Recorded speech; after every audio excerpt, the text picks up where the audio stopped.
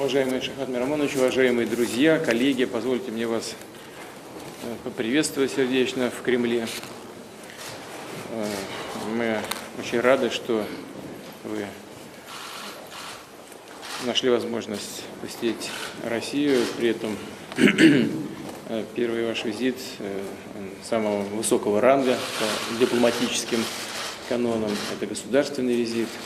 Большое спасибо, Владимир Владимирович. Прежде чем сказать, я хочу начать с соболезнований близким родственникам. То, что в Санкт-Петербурге произошло, это боль для всех нас. Террор не имеет границ, ни национальности. И, конечно, еще раз это говорю о том, что нам надо сообщать и в этом вопросе вместе принимать очень жесткие меры. Я приношу свои соболезнования семьям, близким и вам лично. Конечно, прежде всего хочу выразить признательность, что вы пригласили в Россию государственным визитом. И я думаю, что наш визит, как вы уже сказали, на самом деле знаковым. После нашей встречи с вами в Самарканде,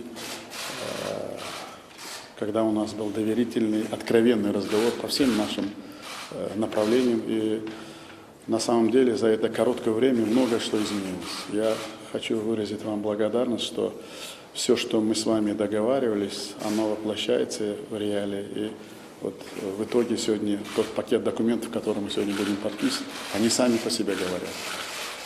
Я хочу особо выразить благодарность, что, будучи в Самарканде, отдав дань первому президенту Узбекистана Исламу Ганиевичу, вы выделили сквер для установления памятника Исламу Ганиевичу в центре Москвы. Очень хорошее место. Я еще раз благодарен. Я думаю, этот памятник и этот сквер будет сплачивать, станет мостом, той укрепление моста, той дружбы между нашими народами.